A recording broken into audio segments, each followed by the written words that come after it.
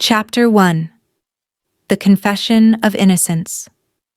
The blood moon hung low over Castle Valmore the night Evangeline spoke the words that would change eternity. She had not meant to say them.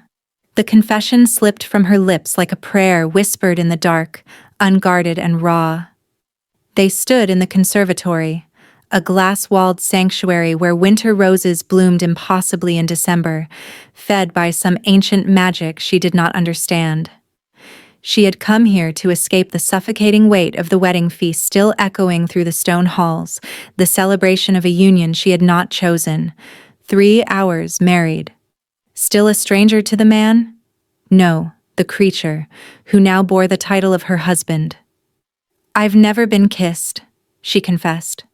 The words fell into the silence between them like stones into still water. She had not intended to speak at all.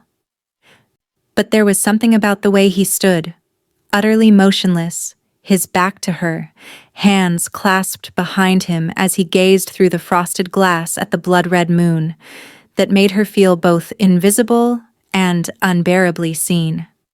Evangeline watched his shoulders tighten beneath the black velvet of his coat. For a long moment, he did not move, did not breathe. She wondered if he had even heard her, or if her voice had been too small, too insignificant to penetrate whatever ancient thoughts occupied his mind. Then he turned. Lysander Valmore was beautiful in the way that winter was beautiful. Cold, elegant, and faintly cruel. His face could have been carved from marble by a sculptor who understood suffering. Dark hair fell to his shoulders, framing features too perfect to be human. But it was his eyes that stole the air from her lungs, silver gray and ancient, holding centuries she could not fathom. "Then trust me," he said. His voice was low, measured, a sound like distant thunder or the pull of tide against stone. He did not move toward her, not yet. But something in the air shifted, became charged with a tension she did not have the experience to name. Evangeline's heart hammered against her ribs. I did not mean. You spoke truth." He took one step forward. Just one. But it closed the distance between them in a way that felt monumental. In this house, truth is a rare and dangerous thing. She swallowed hard, her fingers twisting in the heavy silk of her wedding gown, silver and white, chosen by his steward, not by her. The marriage had been arranged by her uncle, a desperate man drowning in debts she had only learned of 3 weeks ago. The contract had been signed in blood, hers and Lysander's, binding them in ways she still did not fully understand. "I only meant—" She struggled to find words that would not make her sound more foolish. "I thought you should know that I am inexperienced." Inexperienced. He repeated the word as if tasting it, turning it over in his mind. Another step closer. She could see the unnatural stillness of his chest now. No rise and fall of breath. No pulse at his throat. "You were sent to me as a bride, a sacrifice dressed in white. And you worry about inexperience?" There was no mockery in his tone, only something that sounded almost like sorrow. "I worry," she said quietly, finding unexpected courage in the moonlight and her own exhaustion, "that I will disappoint you." His eyes darkened. For just a moment, something flickered behind that carefully controlled mask, something hungry and ancient and barely restrained. Then it was gone, shuttered away behind centuries of discipline. "You cannot disappoint a man who has learned not to want," he said. But he stepped closer still. They stood now with less than 2 feet between them, close enough that she could feel the unnatural cold radiating from his body, close enough to see the inhuman beauty of him, the 2 sharp angles of his face, the predatory grace in every minute movement. He smelled of winter and old parchment and something darker, something that made her blood sing with an instinct older than thought. "Why did you tell me?" he asked. His voice had dropped even lower, barely above a whisper. About the kiss. Because, Evangeline breathed, I thought you might expect. I expect nothing from you. The words were firm, but not unkind. You are here because your uncle's greed bound you to a contract older than his grandfather's bones. I did not choose you. You did not choose me. I will not compound that injustice with further impositions. Something in her chest twisted painfully. She did not know if she felt relief or a strange, hollow disappointment. Then why marry at all? The question escaped before she could stop it. His jaw tightened almost imperceptibly. When he spoke again, his words were careful, chosen with the precision of a man walking through a field of knives. There are laws even I must obey, covenants sealed in older magic than you can imagine. The blood moon requires... He paused, and for the first time, she saw something like uncertainty flicker across his features. A bond, witnessed and sealed. Your uncle offered you freely. The contract was already written in his blood before you knew it existed. Freely, she repeated, tasting the bitterness of the word. I had no choice. No. His eyes met hers, and she saw something unexpected there, something almost like recognition. Neither of us did. The conservatory fell silent save for the distant howl of wind against glass. Evangeline felt the weight of her situation settling over her like snow, cold, suffocating, inescapable. She was married to a vampire lord she did not know, bound by magic she did not understand, trapped in a castle that felt more like a beautiful tomb than a home. And yet, when Lysander lifted his hand, slowly, giving her time to retreat if she wished, and brushed a strand of dark hair from her face, his fingers ghosting across her cheek without quite touching, she did not pull away. You confessed you have never been kissed, he said softly, his eyes searching hers. But I wonder, Evangeline Valmore, have you ever been seen? The question struck something deep within her chest, some locked chamber she had not known existed. Tears burned behind her eyes, but she refused to let them fall. Before she could answer, the conservatory doors burst open. A figure stood silhouetted in the doorway, a woman with flame-red hair and eyes that glowed like coals in the darkness. Lysander, the woman said, her voice sharp as breaking glass. The council has arrived, and they are demanding to see your bride's bloodline mark. Now. Chapter 2. The Mark of Ancient Blood. The woman in the doorway radiated danger the way fire radiated heat, impossible to ignore, painful to approach. Evangeline instinctively took a step backward, but found herself blocked by Lysander's presence. He had moved between her and the intruder with a speed that defied comprehension, his body a wall of cold protection. Celeste. His voice had changed, lost any trace of the careful gentleness he had shown Evangeline moments before. Now it carried the weight of command, of centuries of authority. The council was not summoned. The council summons itself when ancient law is broken. Celeste's glowing eyes fixed on Evangeline with an intensity that made her skin prickle. You married her under the blood moon without the proper verification. That alone is grounds for dissolution. The contract was sealed in the old way, Lysander said, his words precise and cold. My blood and hers, witnessed by the moon herself. The council has no authority to... The council has every authority when it comes to bloodline preservation. Celeste stepped fully into the conservatory, her crimson gown flowing around her like liquid shadow. You know the law, Lysander. Human brides must carry the dormant mark, must have the capacity to survive the binding. Otherwise... Her smile was cruel. Well, we've all seen what happens otherwise.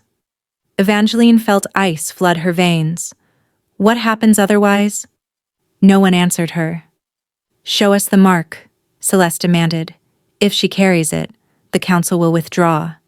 If she does not, her eyes glittered with something that looked almost like anticipation. The marriage will be annulled, and your bride will be returned to her family, eventually. The threat in those final words was unmistakable. Lysander's hands clenched into fists at his sides. Evangeline could see the tension radiating through his shoulders, could sense the barely controlled violence in his stillness. When he spoke, his voice was deadly quiet. She is under my protection. My wife. You will not— I don't have a mark, Evangeline interrupted. Both vampires turned to look at her. She stood straighter, refusing to let her fear show even as her heart hammered against her ribs. I don't know what mark you're referring to, she continued, her voice steadier than she felt.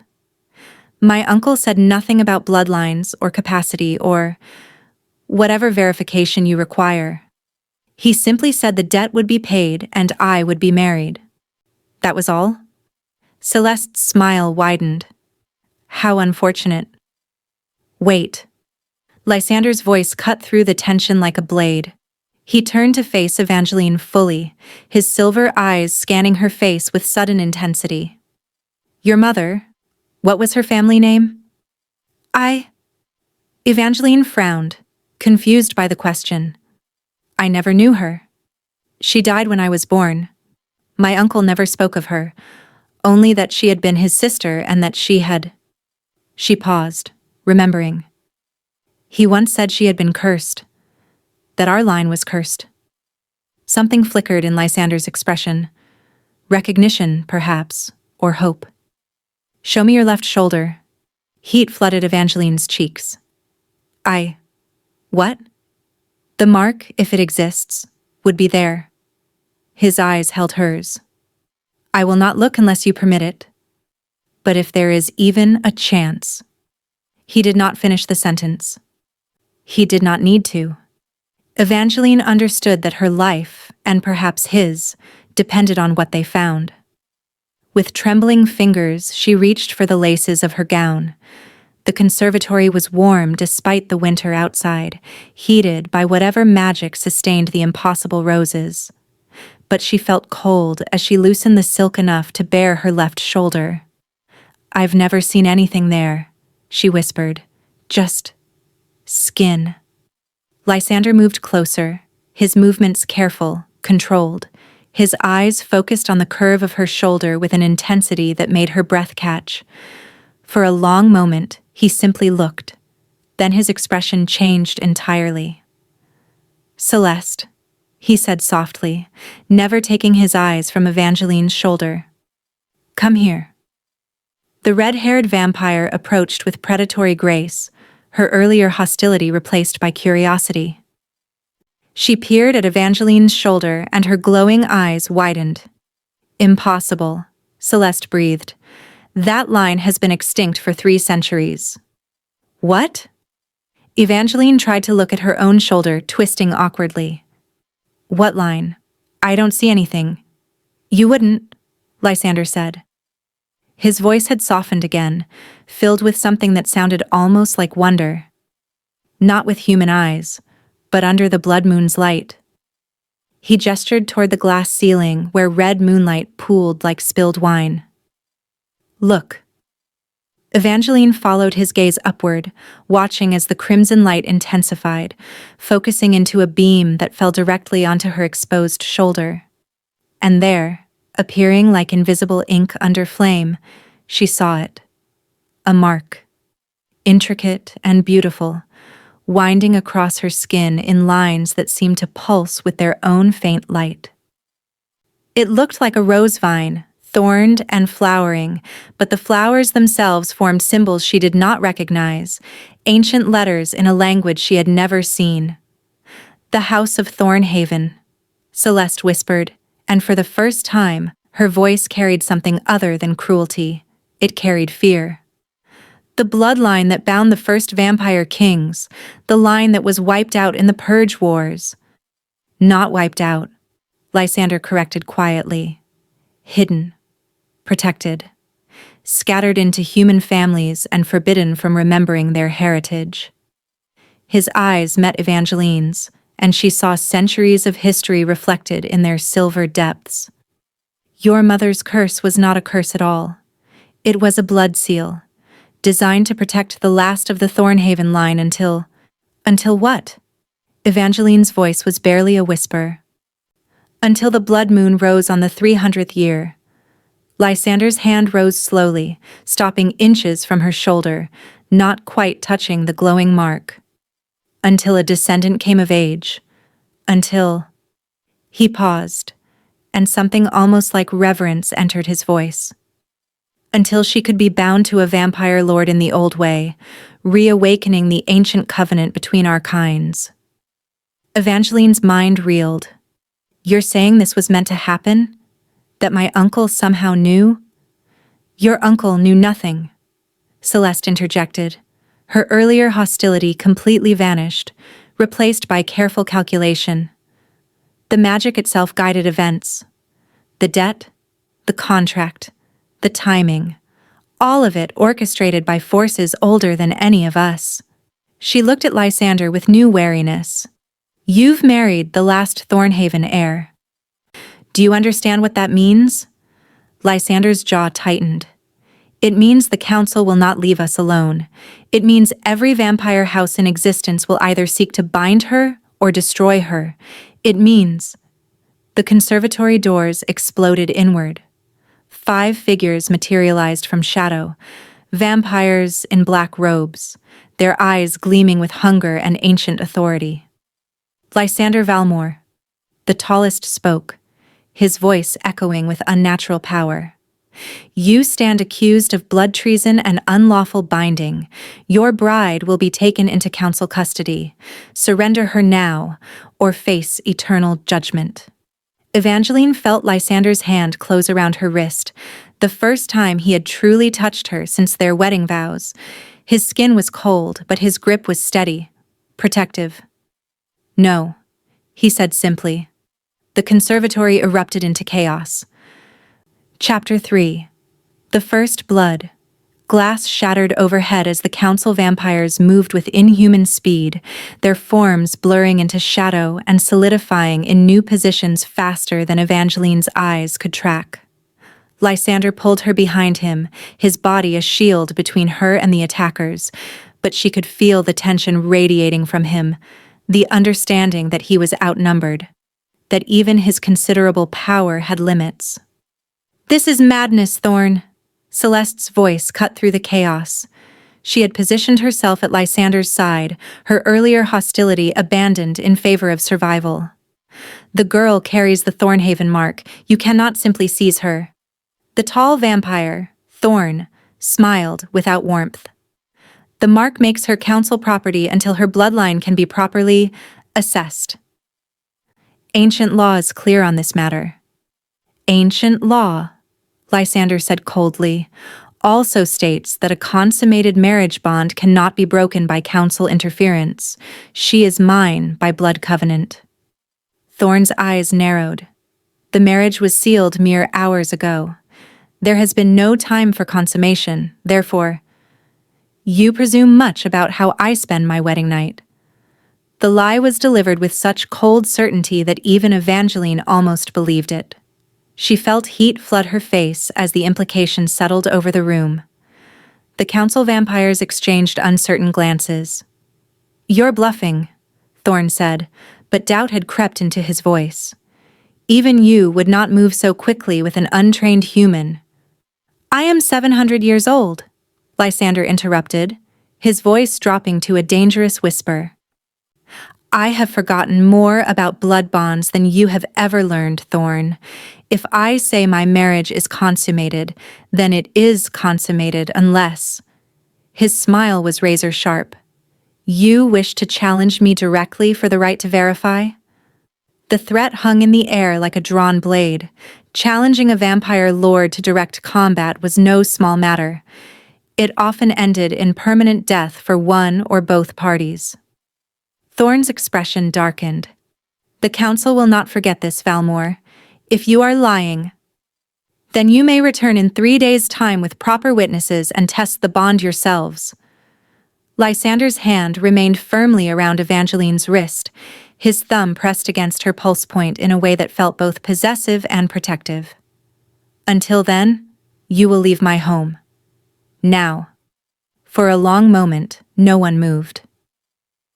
The blood moon cast crimson shadows through the broken glass above, painting everything in shades of violence and ancient magic. Evangeline held her breath, certain that the standoff would erupt into bloodshed. Then Thorn inclined his head with minimal grace. 3 days, Lysander, but know this. If the bond is false, if you have lied to the council, there will be no sanctuary for either of you. The Thornhaven mark cannot be allowed to exist uncontrolled. The 5 council vampires dissolved into shadow, flowing through the shattered conservatory like smoke, leaving only the whisper of their passing and the bitter scent of old magic. Celeste released a breath she had not seemed to be holding. You've just declared war on the council, you realize that? I declared nothing, Lysander said tiredly, finally releasing Evangeline's wrist. I bought us time, 3 days to... He trailed off, running a hand through his dark hair in a gesture that was almost human in its frustration. 3 days to consummate a marriage to a girl who confessed not an hour ago that she has never even been kissed, Celeste finished bluntly. She looked at Evangeline with something that might have been pity. You poor creature. You have no idea what you've stepped into, do you? Evangeline found her voice, though it shook slightly. Then perhaps someone should explain it to me. In plain terms, without riddles or ancient laws or... She gestured helplessly at the broken glass littering the floor. Whatever this was. Lysander and Celeste exchanged a long look. Finally, Lysander nodded. Come, he said to Evangeline, his voice gentler now. The conservatory is compromised. We should speak somewhere more secure. He led her through darkened corridors lit only by intermittent candles, Celeste following silently behind.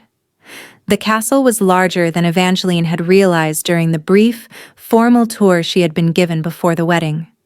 It sprawled like a labyrinth, full of shadows and closed doors and the weight of centuries. They entered a library that smelled of old leather and older paper. A fire roared in an enormous hearth, the only source of light in the vast room.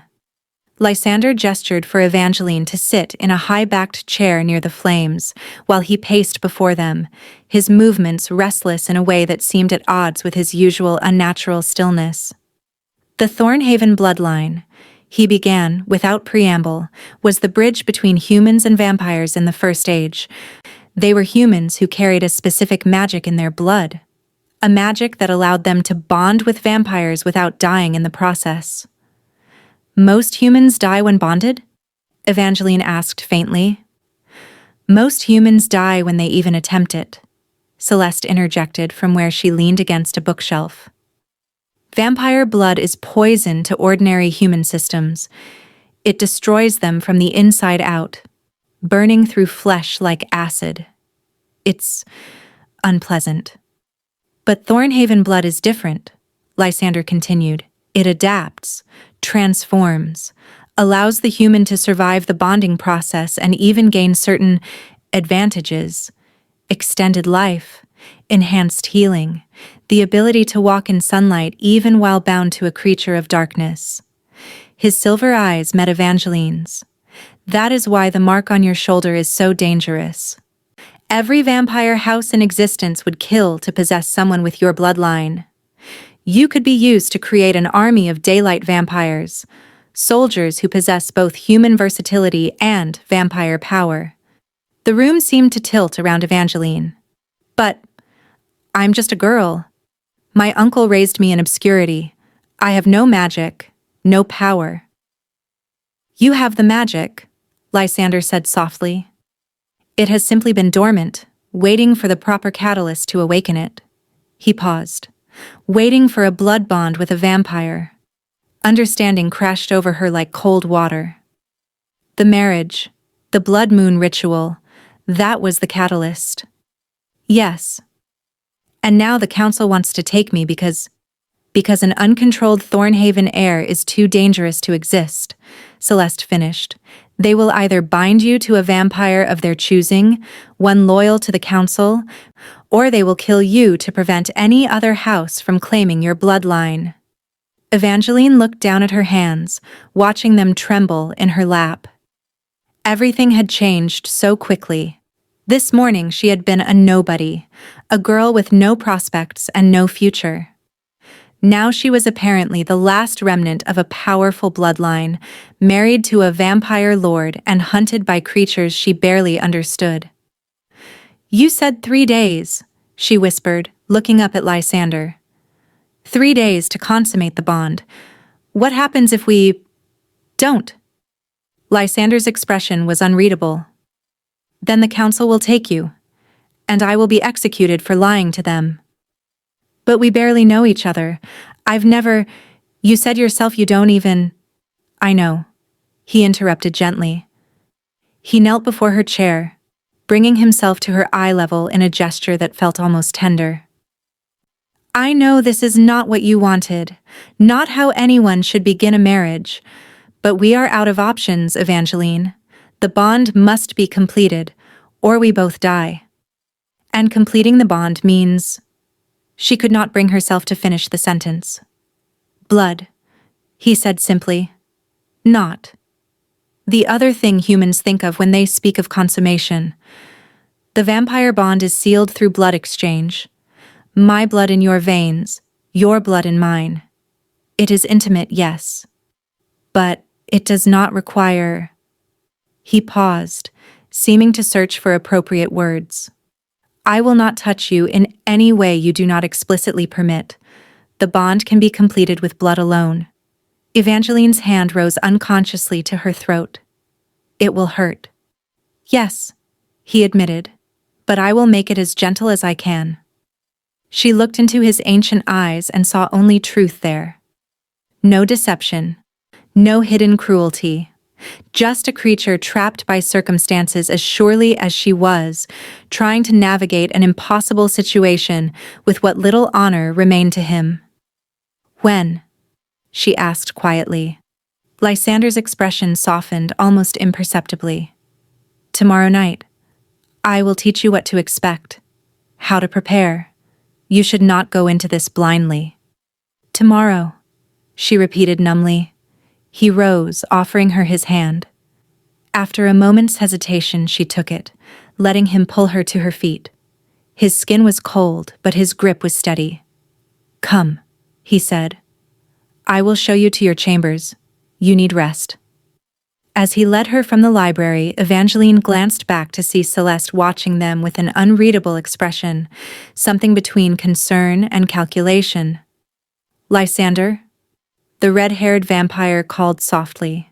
He paused, turning back. The council will not accept a weak bond. If you are going to do this, you must do it properly. Half measures will only get you both killed. Lysander's jaw tightened, but he nodded. I understand. They continued through the darkened halls in silence. When they finally reached an ornate door carved with roses, Lysander stopped. These are your chambers, he said. You will be safe here. The door is warded. Nothing can enter without your permission. Not even you? The question escaped before she could stop it. His smile was faint and sad. Not even me. He turned to leave, but Evangeline's voice stopped him. Lysander? When he looked back, she forced herself to meet his eyes. Earlier, in the conservatory, you asked if I had ever been seen? She paused, gathering courage. I think you're the first person who ever really looked. Something shifted in his expression. Surprise, perhaps, or something deeper that he quickly shuddered away. Good night, Evangeline, he said softly. Then he was gone, dissolving into shadow, leaving her alone with her racing heart and the impossible knowledge of what tomorrow would bring. Chapter 4. The Art of Blood. Evangeline did not sleep. She lay in the enormous canopied bed, staring at the ceiling where painted stars formed constellations she did not recognize, and tried to make sense of the past 12 hours. Married, marked, hunted. The words circled in her mind like carrion birds, each one carrying weight she could barely comprehend. When dawnlight finally filtered through the heavy curtains, pale and gray, nothing like the crimson moonlight of the night before, she rose and found that someone had left fresh clothing in the wardrobe. Not the elaborate gowns of the wedding, but simpler dresses in deep jewel tones. She chose midnight blue and dressed herself, her fingers clumsy on the laces. A knock at the door made her jump. "My lady?" A woman's voice, elderly and kind. "Lord Valmore requests your presence in the Eastern Gallery when you are ready." Evangeline opened the door to find a gray-haired woman in servant's black, human from the warmth of her skin and the steady rise and fall of her breathing. The sight was oddly comforting. "I'm ready now," Evangeline said. The Eastern Gallery was a long corridor lined with windows on one side and portraits on the other. Lysander stood before one of the windows, his back to her, as motionless as he had been in the conservatory. Morning light did nothing to diminish his otherworldly beauty. If anything, it made the contrast between his marble perfection and his inhuman stillness even more pronounced. "You did not sleep," he observed without turning. "Neither did you," she replied. "I have not slept in 700 years. He finally turned to face her, and she saw that he had changed into simpler clothing as well. Black shirt and trousers that made him look less like a lord and more like... what? A scholar, perhaps. Or a monk sworn to some dark order. But I can sense exhaustion in others. You should have rested." "I tried." Evangeline moved closer, her eyes drawn to the portraits lining the walls. Beautiful faces, all of them, aristocratic and cold. "Are these your family?" In a manner of speaking. His expression was unreadable. The vampire bloodline is not the same as human family. We are made, not born. But these are the members of House Valmore across the centuries, those who have sworn loyalty to me or whom I have sired myself. She studied one portrait, a woman with dark hair and sad eyes, dressed in clothing from another era. Where are they now? Dead, dispersed, sworn to other houses. He paused. "I have not created a new vampire in over 200 years. The practice has lost its appeal." There was something in his voice, a weariness that spoke of profound loneliness. Evangeline found herself asking, why? Because immortality is a burden, not a gift. Because I have watched every creature I ever made either descend into madness or beg me for final death. His silver eyes met hers. Because I am tired, Evangeline, so very tired. The confession hung between them, raw and unexpected. Before she could respond, he shook his head as if clearing it. "But that is not why I asked you here. We need to discuss the bond. You deserve to understand what will happen." He gestured to a window seat, and she sat, smoothing her skirts nervously. Lysander remained standing, keeping distance between them in a way that felt both respectful and melancholy. "The blood bond," he began, "is the oldest magic our kind possesses. It is how we turn humans into vampires, yes, but it is also how we form connections that stop short of complete transformation. What we will create is something between, a bond that gives you the benefits of my blood without stripping away your humanity." "What benefits?" Her voice was steadier than she felt. "Enhanced healing, immunity to most diseases and poisons, the ability to sense my emotions and location, and I yours. Extended life. You will age perhaps 1 year for every 10 that pass." He paused. "And the ability to survive in this world. Once bonded to me, other vampires will recognize you as claimed, as protected. They cannot harm you without declaring war on House Valmore. It sounds almost beneficial. For me, at least. She looked up at him. What do you gain from this bond? His expression shifted. Surprise again, as if he had not expected the question. I gain your trust, if you choose to give it. I gain the ability to protect you more effectively. And, he hesitated.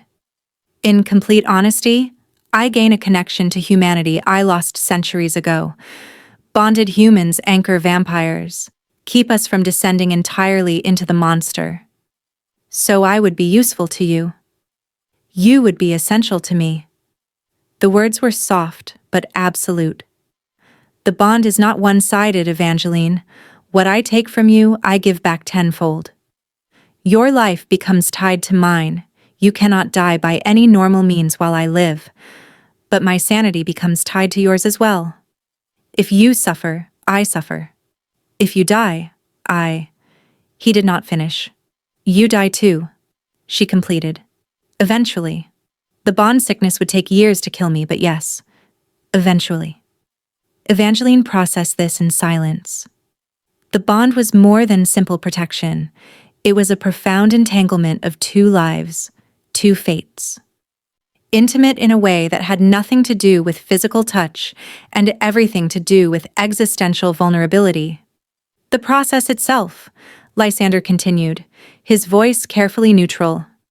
I will need to drink from you first. Not much. Enough to establish the connection. Then you will drink from me. That is when the bond will seal. You will bite me. It was not a question. Yes. He moved closer, kneeling before the window seat as he had in the library, bringing himself to her eye level. With your permission, I will bite your wrist or your throat, whichever you prefer. The throat is more intimate but less painful. The wrist is less intimate but leaves a more visible mark. Evangeline's hand rose unconsciously to her neck. The thought of his mouth there, his teeth breaking her skin, sent a shiver through her that was not entirely fear. There was something else woven into her apprehension, curiosity perhaps, or the echo of that forbidden attraction she had felt in the conservatory. How much will it hurt? I will not lie to you. There will be pain, but vampire venom carries a sedative quality. After the initial bite, you should feel more pleasure than pain. He must have seen something in her expression because he added quickly, not that kind of pleasure. Or not only. The venom creates euphoria, makes the experience bearable. Some humans find it addictive. Have you bonded with humans before? Not like this. I have fed from willing donors. That was common practice in earlier centuries. But I have never attempted a partial bond with a Thornhaven heir. His eyes searched hers. I have researched what records remain, consulted with Celeste and others who remember the old ways, but I cannot promise you that I know exactly what will happen. The magic may surprise us both. Evangeline found odd comfort in his honesty. He was not pretending to have all the answers, was not playing the role of the all-knowing immortal. He was simply a creature trying to navigate an impossible situation with as much care as he could manage. When do we begin? She asked quietly. Tonight, after sunset, when my power is strongest. But first, he rose, offering his hand. There is something I wish to show you. She took his hand, letting him pull her to her feet. His touch was becoming familiar now. The coldness of his skin, the careful gentleness of his grip. He led her through the castle, down stairs she had not yet explored, into depths that smelled of earth and old stone. They emerged into an underground garden unlike anything Evangeline had ever imagined. Glowing crystals embedded in the ceiling provided soft light, illuminating a space filled with night-blooming flowers and plants that thrived in darkness. A small pool reflected the crystal light like a mirror of stars. This is my sanctuary, Lysander said softly. The one place in the castle that is entirely mine, where even Celeste does not venture uninvited. He turned to face her. I am showing you this because after tonight, you will be bound to me in ways that transcend simple marriage. You will feel what I feel, know where I am, sense my moods. It seemed only fair that you know something of who I truly am before we forge that connection. Evangeline moved deeper into the garden, trailing her fingers over velvet petals and smooth leaves. It's beautiful, sad, but beautiful. Like me, he said with faint irony. She turned to look at him, this ancient creature who had shown her more genuine vulnerability in 24 hours than any human she had known in her entire life. You asked me yesterday if I had ever been seen. But have you ever been seen, Lysander? For what you truly are, beneath the power and the centuries? His expression cracked, just for a moment, a glimpse of profound loneliness before the mask settled back into place. No, he admitted, not in a very long time. On impulse, Evangeline crossed the space between them and took his cold hand in both of hers. Then let me see you. If I am to be bound to you, let me know who I am binding myself to. For a long moment, Lysander simply stared at their joined hands. Then, slowly, he began to speak. And in the darkness of the underground garden, surrounded by flowers that bloomed without sun, the vampire lord told his bride the truth of who he had been, who he had become, and all the regrets that filled the centuries between. Chapter 5. The Taste of Forever. The sun set like a wound bleeding out across the horizon, and Evangeline felt the change immediately. Throughout the day, Lysander had been present but muted, moving through the castle with careful control. But as darkness claimed the sky, something in him shifted. His movements became fluid where they had been deliberate, his presence more commanding, more undeniably other.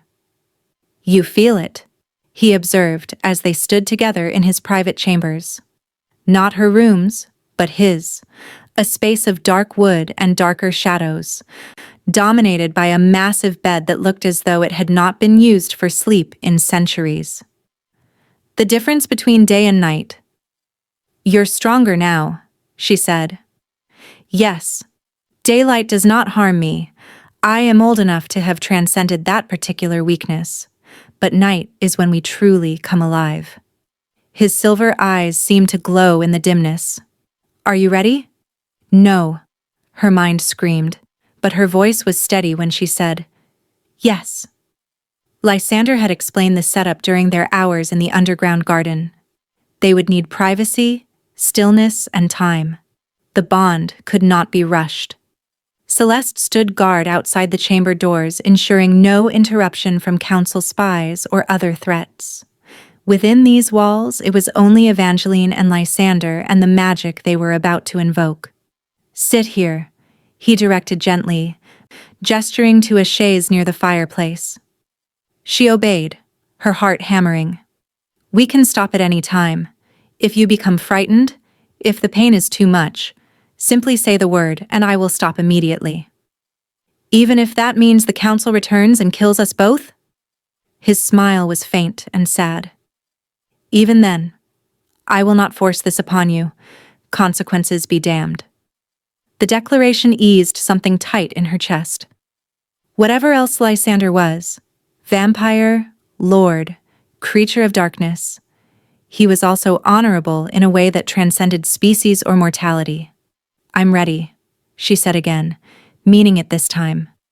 He moved to kneel before her, as he had done so many times in the past day, bringing himself to her level, making himself less threatening.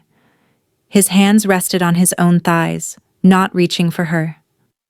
Wrist or throat? Evangeline considered. The wrist felt safer, more distant. But something in her, some instinct she did not fully understand, whispered that half measures would not serve them now. If she was to do this, she would do it completely, honestly. Throat, she breathed. Lysander's expression flickered.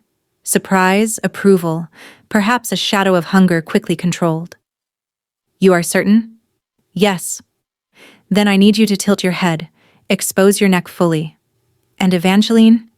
He paused. Try not to fight the venom. Let it carry you. Fighting only increases the pain. She nodded, then slowly tilted her head to the side, baring the column of her throat.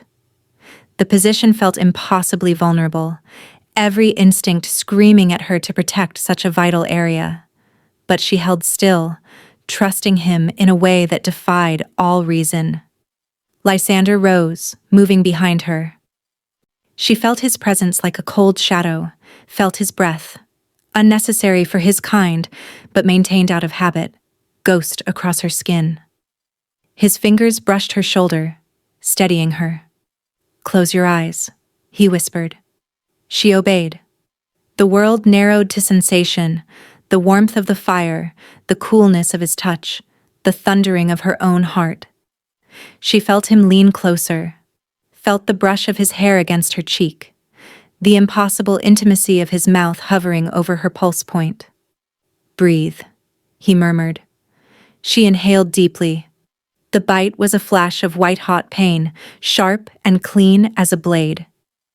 Evangeline gasped, her hands clenching on the chaise, but before she could truly register the agony, something else flooded her system.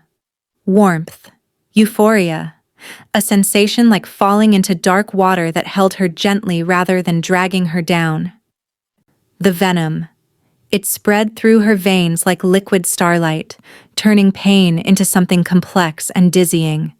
She felt Lysander drinking, felt the pull of his mouth against her throat, and the sensation was unbearably intimate in a way she had no context for. This was not violence, though violence was implied in the act. This was connection, raw and primal, the sharing of her very life force with a creature who existed beyond death. Time lost meaning. Seconds could have been hours. She floated in the venom's embrace, barely aware of her own body. Then the pull ceased. Lysander drew back, and she heard him murmur words in a language older than memory. When she finally managed to open her eyes, she saw him standing before her, one wrist raised to his own mouth. His fangs, longer now, no longer hidden, bit into his own pale flesh, drawing blood that looked nearly black in the firelight. Now you drink from me, he said, extending his bleeding wrist toward her. Evangeline stared at the wound, watching impossible blood well and drip. Every human instinct recoiled. But beneath the revulsion was something else. A pull, a hunger that had nothing to do with her own will and everything to do with the venom now coursing through her system. It's all right, Lysander murmured. Your body knows what to do. Trust it. She reached out with trembling hands, taking his wrist gently. The skin was cold beneath her fingers. She brought his wrist to her mouth, hesitated one final moment, then closed her lips over the wound. The taste was not blood as she knew it. This was power distilled into liquid form, cold fire and ancient magic, and something impossibly sweet beneath the copper tang. The moment it touched her tongue, her entire body sang with recognition. Yes, some deep part of her whispered, This is what you were made for. She drank, and the world transformed. Suddenly she could feel Lysander's emotions washing over her. His carefully controlled hunger, his profound relief that she was surviving the process, his surprise at how natural this felt, how right. And beneath all of that, a loneliness so vast and old that it made her want to weep. I see you, she thought without words, and impossibly she felt him respond. I know. The bond snapped into place like a key turning in a lock that had been waiting centuries to open. Evangeline gasped, pulling back from his wrist, and found herself staring up at Lysander with new eyes. She could sense him now, not just see him, but sense him, as if he had become part of her own nervous system. His presence hummed in her awareness, constant and undeniable. It is done, he said softly, and his voice seemed to resonate not just in her ears but in her very bones. Evangeline touched her throat where he had bitten her. The wound was already healing, sealing itself with unnatural speed. Her fingers came away clean, no blood, only smooth skin and the faintest trace of 2 small scars. "I can feel you," she whispered, "inside my mind. Not thoughts, but presence. And I you." Lysander's expression was one of wonder. "The bond is stronger than I anticipated. I can sense your emotions, your physical state. I know that you are tired, that the venom is making you dizzy, that despite everything you are not afraid of me." "Should I be?" "Most would be." He moved to pour water from a crystal carafe, offering her the glass. "Drink. You need to replenish fluids." She accepted gratefully, suddenly aware of a bone-deep thirst. As she drank, she studied him over the rim of the glass. The bond hummed between them, a living thing, and she could sense his exhaustion now. Not physical, for his kind did not tire that way, but emotional. The weight of centuries and loneliness that he carried like Atlas bore the world. "What happens now?" she asked, setting down the empty glass. "Now we rest. The bond will strengthen over the next few days, settling into its permanent form. Tomorrow, the council may test it. They will sense the change. Know that I did not lie about consummation." His mouth quirked in a humorless smile. "They will be disappointed to find nothing they can exploit."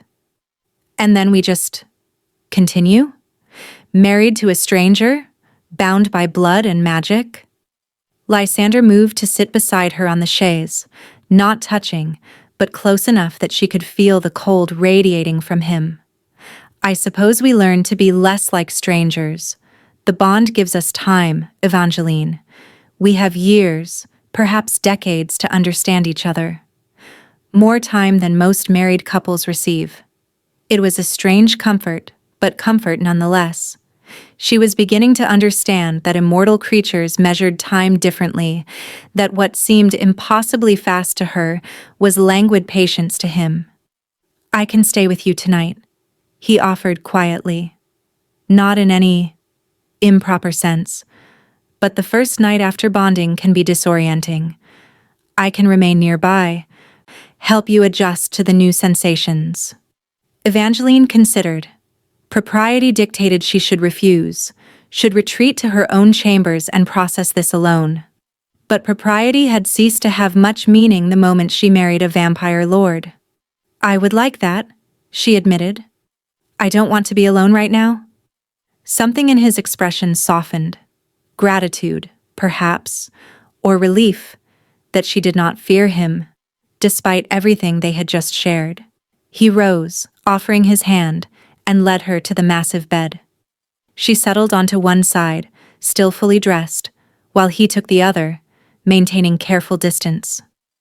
"Sleep," he murmured. "I will keep watch." But as exhaustion and venom finally pulled her under, Evangeline felt his cold hand carefully, tentatively, close around hers. And for the first time since her uncle had told her of the marriage contract, she felt something other than fear. She felt safe. Chapter 6. When the Council Tests the Bond. The council arrived precisely at sunset on the 3rd day, as protocol demanded.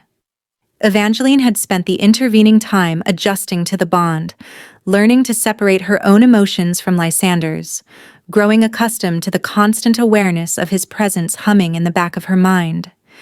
It was disconcerting and comforting in equal measure, like suddenly developing a new sense. She stood beside Lysander now in the castle's formal receiving hall, dressed in deep crimson silk that Celeste had procured. "You look like a vampire's bride," the red-haired woman had said with approval. "That will matter to them."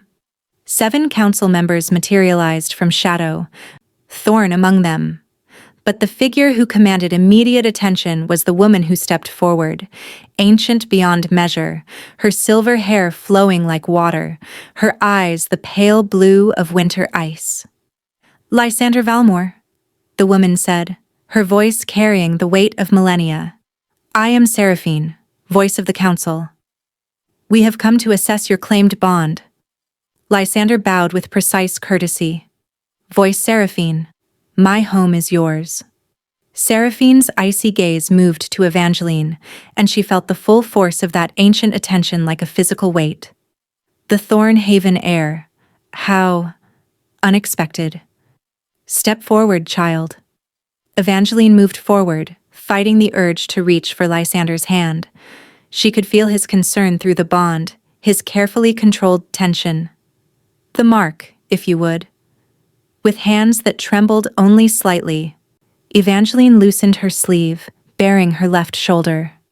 In the firelight of the hall, the Thornhaven mark glowed faintly, the rose vine and its ancient symbols pulsing with subtle magic. Seraphine's expression remained unreadable as she studied the mark. Genuine. And the bond? Complete, Lysander said firmly. Sealed 3 nights past under the blood moon. My blood is in her veins, hers in mine.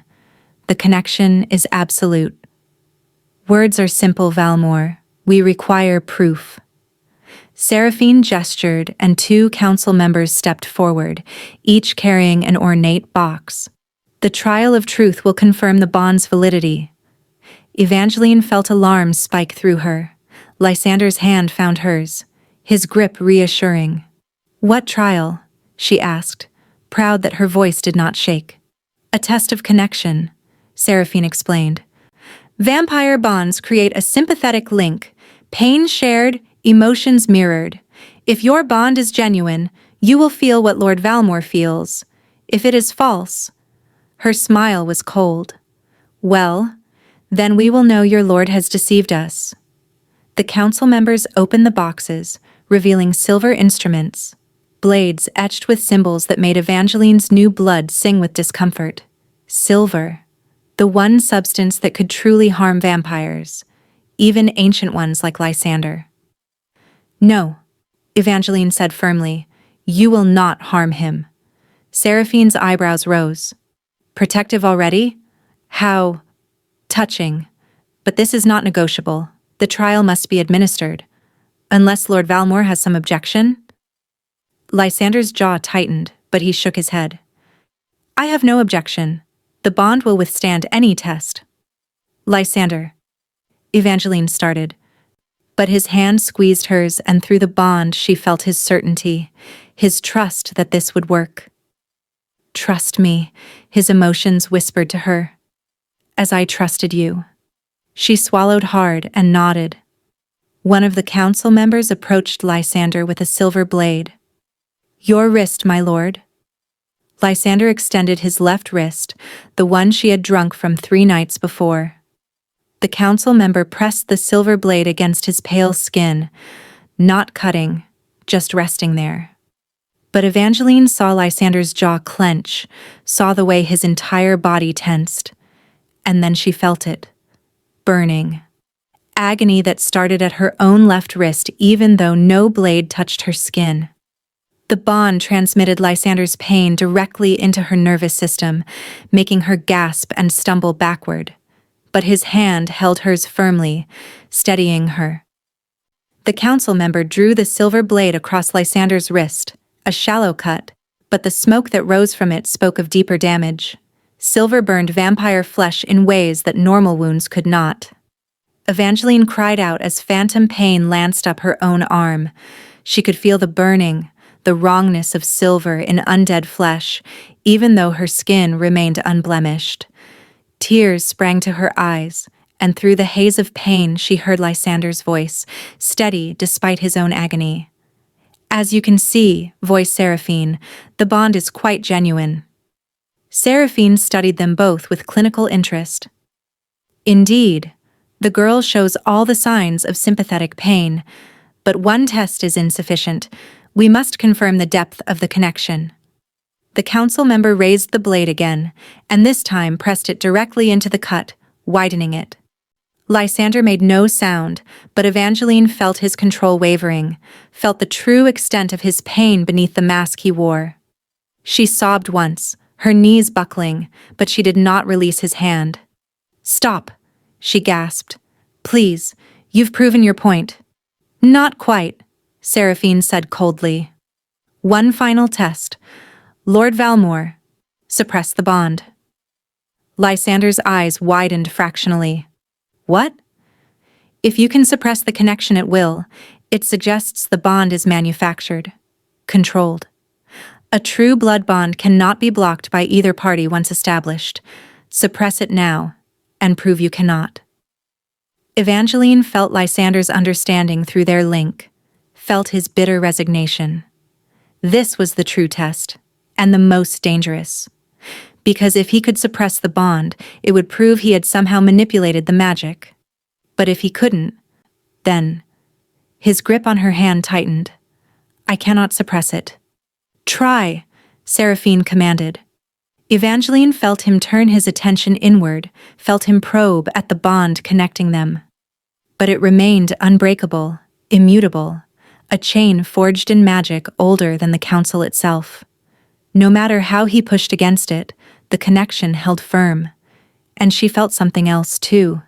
His emotions, raw and unguarded in this moment of vulnerability, fear for her safety, resignation to the pain, and beneath it all, a growing wonder that the bond was this strong, this real.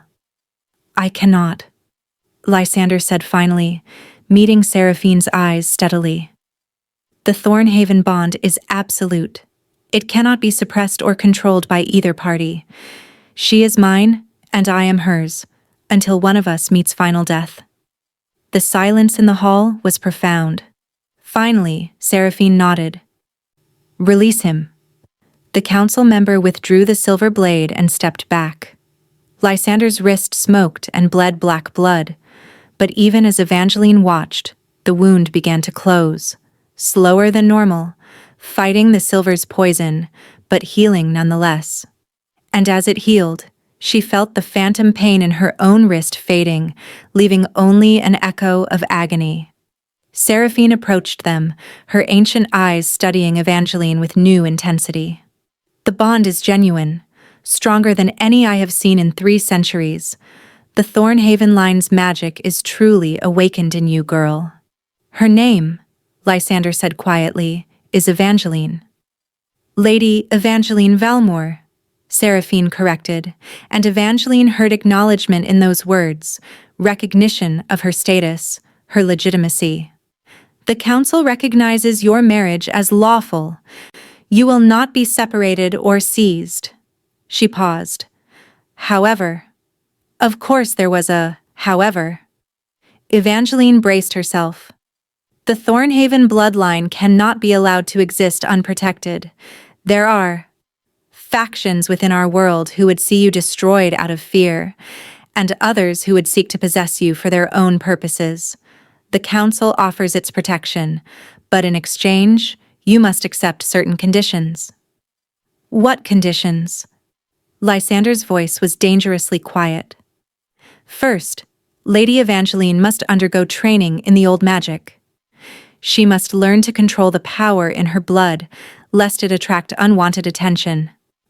Second, House Valmore will accept a council liaison, someone to ensure the Thornhaven line is preserved properly. And third, Seraphine's gaze moved between them. Should Lady Evangeline bear children, they will be subject to council oversight until they reach maturity. Children. The word hung in the air like a challenge. Evangeline felt Lysander's shock through the bond. Neither of them had considered that possibility. Human-vampire unions were rare, but Thornhaven blood made the impossible possible. We accept the training, Lysander said carefully, and we will tolerate a liaison, provided they do not interfere in our private affairs. But any children are hypothetical at present, Evangeline interrupted, finding her voice. If and when that situation arises, we will negotiate terms. But I will not agree now to conditions affecting children who do not yet exist. Seraphine's lips quirked in what might have been approval. Well spoken. Very well. Training and liaison for now. The matter of offspring may be revisited should circumstances change. She gestured, and the council members began to withdraw. But Thorn lingered, his eyes on Evangeline with an intensity that made her uncomfortable. "The Thornhaven line destroyed itself once before," he said quietly. "Tore our world apart with their power and their pride. I hope, Lady Evangeline, that you prove wiser than your ancestors." Then he too dissolved into shadow, leaving only Lysander, Evangeline, and Celeste in the vast hall. For a long moment, no one spoke. Then Evangeline's knees finally gave out, and she would have fallen if Lysander had not caught her, pulling her against his chest. His shirt was cold beneath her cheek, but his arms were steady, protective. "You did beautifully," he murmured into her hair. "So brave." "I felt your pain," she whispered. "All of it. How do you bear it?" 700 years of practice. His hand stroked her back gently. "But having someone to share it with, that is new, and not unwelcome." Celeste approached, her expression unusually soft. "The council will keep their word. You are safe now. Both of you." "Safe," Evangeline repeated hollowly. She pulled back enough to look up at Lysander. "They spoke of children. Can we?" "I don't know," he admitted. "Thornhaven bonds supposedly made reproduction possible, but there have been no living examples in 3 centuries. It may be possible. It may not." His silver eyes searched hers. "Does that trouble you?" Did it? A day ago she had been an unmarried girl with no prospects. Now she was bound to an immortal creature marked by ancient magic, and facing a future she could not begin to predict. Children seemed impossibly distant compared to simply learning to navigate her new existence. "I think," she said carefully, "that we have time to discover the answer. Years, as you said." His expression softened with relief, and something warmer. Gratitude, perhaps, that she was not fleeing in horror from the implications of their bond. "Come," Celeste said practically. "You both need rest and feeding. Evangeline, you will need blood now too. Not much, but the bond requires it. And Lysander, your wrist needs proper tending despite the healing." As they moved through the castle together, Evangeline became aware of how much had changed in just 3 days. She was no longer the frightened girl who had confessed she'd never been kissed. She was bonded, claimed, marked by magic that made her both precious and dangerous. And the vampire who had promised to be gentle, to make no demands, he was no longer quite a stranger.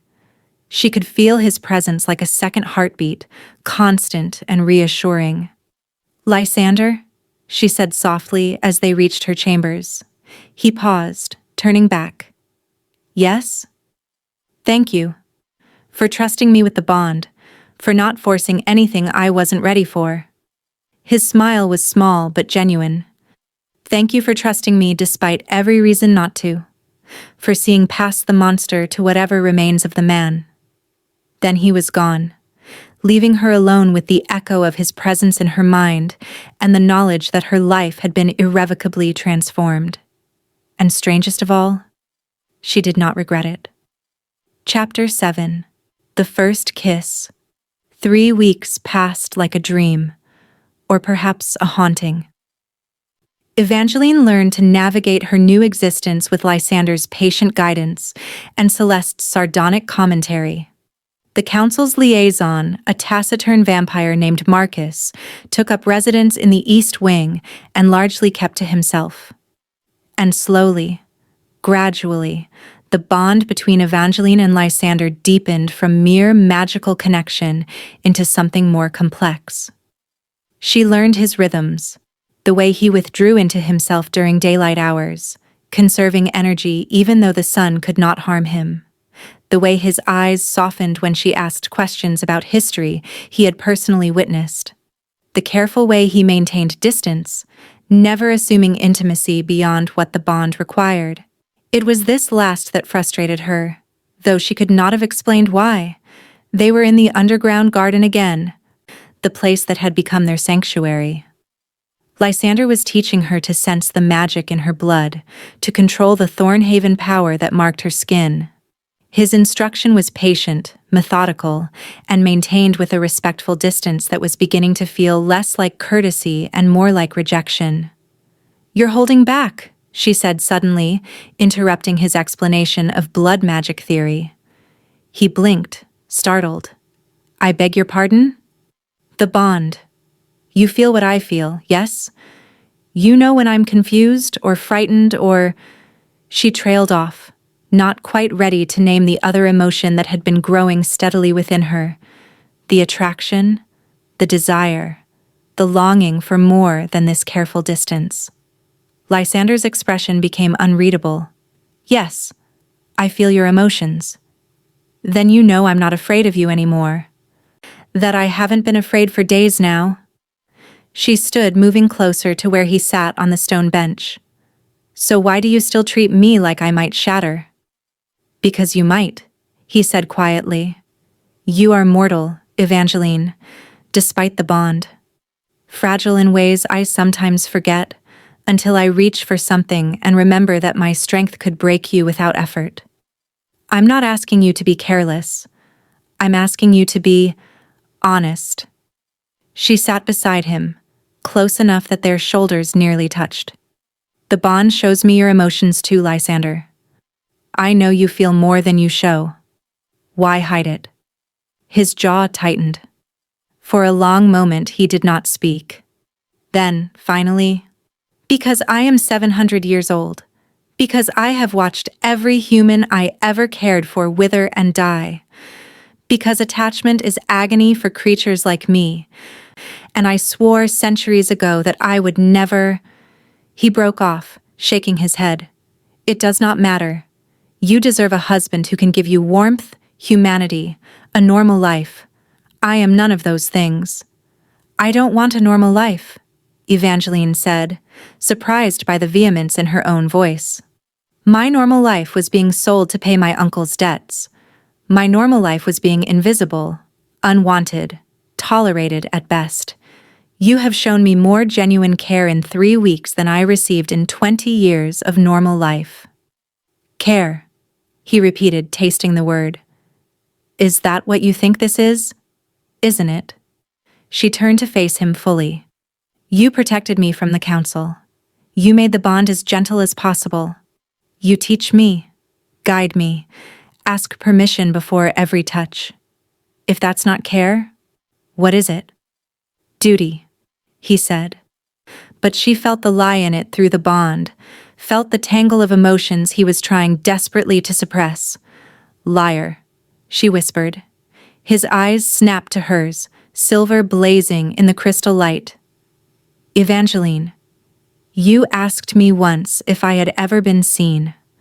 Let me ask you now, have you ever let yourself feel anything without immediately crushing it under the weight of centuries and duty and fear?" The words struck something deep. She felt his control waver, felt the careful walls he maintained beginning to crack. And beneath them, gods. Beneath them was such longing, such profound loneliness that it made her chest ache. "I cannot," he said, his voice rough. "If I let myself feel, if I let myself want—" "Then want," she interrupted. "I'm giving you permission, Lysander. Whatever you feel, whatever you've been holding back, I want to know it. I want to see you, the way you've seen me." "You don't know what you're asking. Then show me." The challenge hung between them. Evangeline watched emotions war across his face. Centuries of control against something more primal, more honest. The bond thrummed with tension, with possibility. Then Lysander moved. He did not grab her or pull her close with the violence she might have expected. Instead, his hand rose slowly to cup her face, his cold palm against her warm cheek, his thumb brushing her lower lip with reverent gentleness. "I want," he said, his voice low and rough, "to kiss you.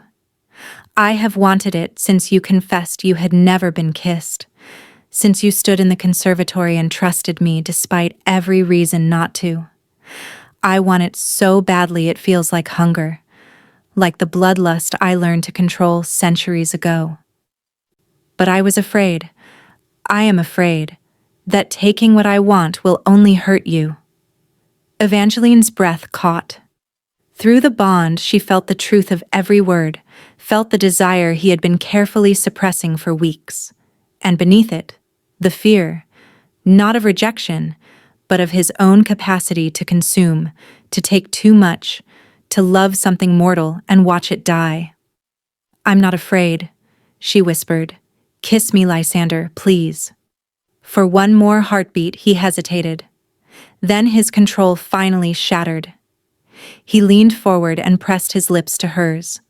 The kiss was cold and warm at once, his mouth cold as winter, but the emotion behind it burning like summer fire. Gentle, but not tentative. Controlled, but not restrained. He kissed her like she was precious, like she was the first sunrise he had seen in 700 years of darkness. Evangeline's hands rose to his shoulders, steadying herself as the world tilted. The bond sang between them, amplifying every sensation. She felt his desire, and her own, twined together until she could not separate them. Felt his wonder that this was happening, that she was permitting it, that it felt so impossibly right. When he finally pulled back, his eyes were molten silver, and his careful mask had completely fallen away. She could see everything now, the longing, the fear, the desperate hope that maybe, just maybe this time would be different. "My first kiss," she said softly, touching her lips in wonder. Was I perfect?" he breathed. "You were perfect." Then, impossibly, he smiled, a real smile, warm and unguarded and so beautiful it made her heart stutter. "Can we?" She blushed. "Can we do it again?" His laugh was surprised and genuine, a sound she had never heard from him before. "Yes, as many times as you wish." He kissed her again, and this time there was no hesitation, no careful distance. Just two souls, bound by magic and growing into something deeper, discovering each other in the darkness and finding light. Chapter 8. Blood in the Shadows. The attack came at midnight, when even vampires grew complacent. Evangeline was alone in the library, reading by candlelight while Lysander met with Marcus about council business. She had grown comfortable in the castle over the past month, had let her guard down in the safety Lysander's presence provided. So when the window shattered inward and dark figures poured through like smoke made solid, she had only a moment of shocked paralysis before instinct took over. She ran. Behind her she heard inhuman laughter, the sound of pursuit. The bond flared with alarm. Lysander had felt her terror, was coming, but the castle was vast and he was too far away. She needed to survive until he arrived. Evangeline flew through corridors she had memorized, heading for the one place she knew was warded beyond even vampire strength, Lysander's private chambers. But clawed hands grabbed her shoulder, spinning her around, and she found herself face to face with a vampire she did not recognize. He was young by vampire standards, perhaps a century old, with wild eyes and hungry smile. "The Thornhaven heir," he purred. "Such a precious prize. Our master will reward us well for delivering you." "Touch her again," a cold voice said from the shadows, "and you will learn what true death means." Lysander materialized from darkness itself, his form wrapped in shadows that moved like living things. His eyes blazed silver white, his fangs fully extended, and for the first time since Evangeline had met him, he looked utterly, terrifyingly inhuman. The young vampire laughed nervously. "Lord Valmore, we expected you, of course. That's why we brought friends." More figures emerged from the shadows. 5 vampires, all of them radiating power and hostile intent. Evangeline recognized the tactic. They had planned this, waited for a moment when Lysander was separated from her, when they could overwhelm even his considerable strength through numbers. Let her go, Lysander said, his voice carrying a command that made even Evangeline want to obey. Your quarrel is with me, not with her. Our quarrel is with the abomination you've created, the leader spat. Thornhaven blood awakened, bonded to vampire power? You violated natural law, Valmore. The Council may have accepted your bond, but there are older powers than the Council. Powers that remember what the Thornhaven line did the last time they were allowed to breed. Evangeline felt the violence building in the air like a coming storm. Through the bond, she sensed Lysander's cold fury, his calculation of odds and angles. 5 against 1. Normally, he could handle such numbers, but not while also protecting her. She had to even the odds. The Thornhaven mark on her shoulder burned suddenly, responding to her desperate need. Magic flooded her system, wild, untrained, but instinctive. She did not know what she was doing, only that the mark was responding to her fear, her will to survive. Light erupted from her skin, blinding and pure. The vampires hissed and recoiled, shielding their eyes. In that moment of distraction, Lysander struck. He moved faster than thought, his hand closing around the throat of the nearest vampire and tearing it out with brutal efficiency. The vampire crumbled to ash before his body hit the ground. Lysander spun, his shadows lashing out like whips, impaling a second attacker through the chest. But 3 remained, and they were prepared now. They attacked in concert, forcing Lysander into a defensive position. Evangeline watched in horror as silver blades appeared in their hands, weapons that could truly hurt him, even kill him if they struck true. The bond thrummed with his pain as one blade caught his shoulder, burning through flesh. Evangeline felt the phantom wound in her own shoulder, gasped at the shared agony. No, she would not watch him die protecting her. The Thornhaven mark blazed brighter, and this time Evangeline consciously reached for the power within it. She did not know the words for spells, did not understand the theory of magic, but blood knew blood, and the Thornhaven gift had always been about bonds, about connections. She reached through her link with Lysander and pulled, channeling her own life force into him. It was reckless, dangerous, possibly stupid. But she felt his strength surge, felt the silver wound begin to heal faster, felt his power multiply with hers feeding into it. Lysander's eyes met hers across the hall, and she saw shock, then understanding, then fierce gratitude. Together, she whispered. Together. He moved again, but this time his shadows were stronger, faster, fed by the power she channeled into him. The 3 remaining vampires didn't stand a chance. Within moments, they were ash on the marble floor, destroyed so thoroughly that no amount of vampire healing could restore them. Silence fell over the hall, broken only by Evangeline's ragged breathing. She swayed, suddenly dizzy from the expenditure of power, and found herself caught in Lysander's arms before she could fall. "That was incredibly foolish," he said, but his voice was rough with emotion. "You could have burned yourself out, destroyed your own life force." "But I didn't," she interrupted weakly. "And you're alive." "We're alive," he corrected, pulling her tighter against him. Through their bond, she felt the maelstrom of his emotions, terror at how close he had come to losing her, awe at what she had done, and beneath it all, love so fierce and profound that it made her breath catch. Love. The word hung unspoken between them, but she felt it clearly through the bond, undeniable and absolute. Celeste appeared in the doorway, Marcus close behind, both surveying the ash-strewn hall with grim expressions. "The Thornhaven heir has shown her power," Marcus observed neutrally. "The Council will need to know of this." "The Council," Lysander said coldly, "can wait until morning. Tonight, I am taking my wife somewhere safe." He swept Evangeline into his arms. She was too exhausted to protest, and carried her through the castle to his private chambers. Once inside, He settled her carefully on his bed, his hands gentle as he checked her for injuries. "I'm fine," she insisted, though she felt hollow, drained. "You channeled raw life force through an untrained bond. You are most certainly not fine." But his touch remained tender as he brushed hair from her face. "Though you were magnificent, terrifying and magnificent." Evangeline caught his hand, holding it against her cheek.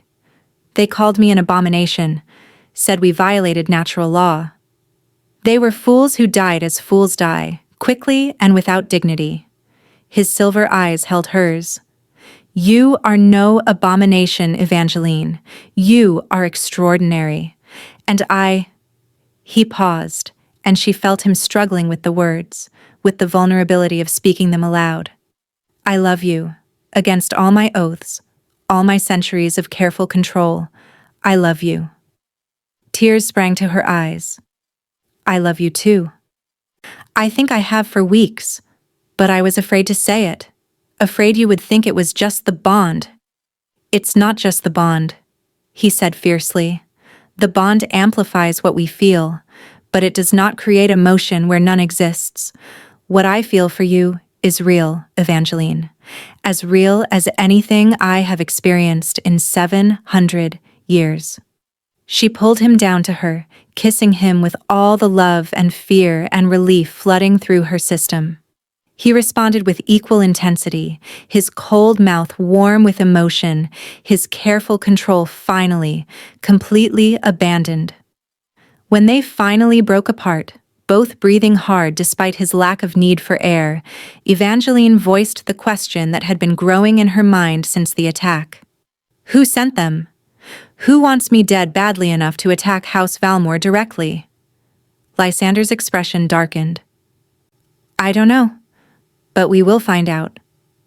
And when we do—" His smile was cold and predatory, reminding her that beneath the gentleness, he was still a vampire lord, still capable of terrible violence. "They will learn what it means to threaten what is mine." Chapter 9. The Truth in Blood Memory. The bodies might have turned to ash, but the blood remained. Lysander spent the next day in grim research, using the blood traces left by their attackers to invoke one of the oldest vampire magics, blood memory. It was a dangerous practice, one that required consuming the blood of the dead and experiencing their final memories. But it was also the surest way to discover who had sent assassins into his home. Evangeline insisted on being present, despite his protests. "We're bonded," she argued. "Whatever you experience, I'll feel echoes of through our connection anyway. I'd rather be there to help you through it than experience it secondhand." He had relented, though reluctantly.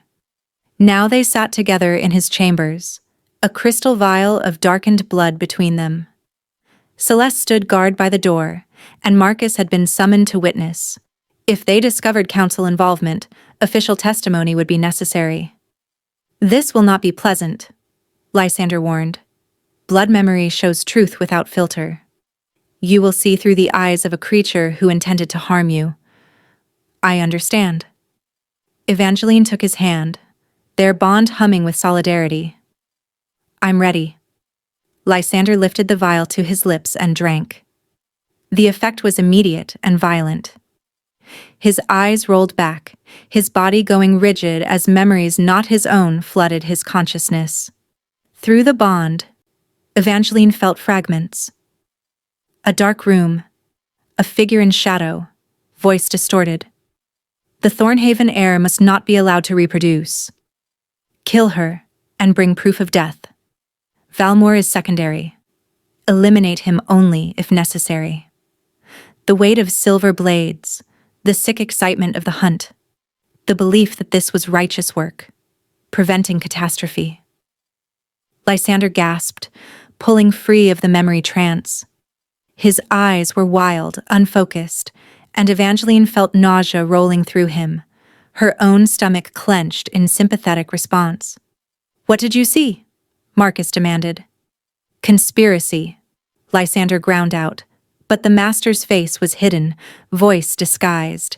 They planned this carefully. He looked at Marcus. It was not the council, at least not officially. The assassins believed they were preventing another Thornhaven catastrophe. Another? Evangeline frowned. What catastrophe? Silence fell over the room. Lysander and Marcus exchanged weighted looks. You haven't told her, Marcus said flatly, about the Purge Wars, about what her ancestors did. I thought we had time, Lysander said tiredly.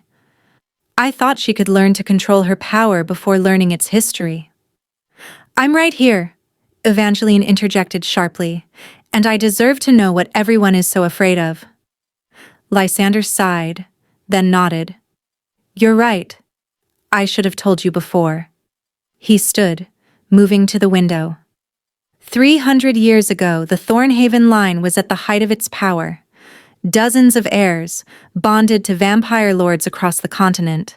They were respected, feared, protected. What happened?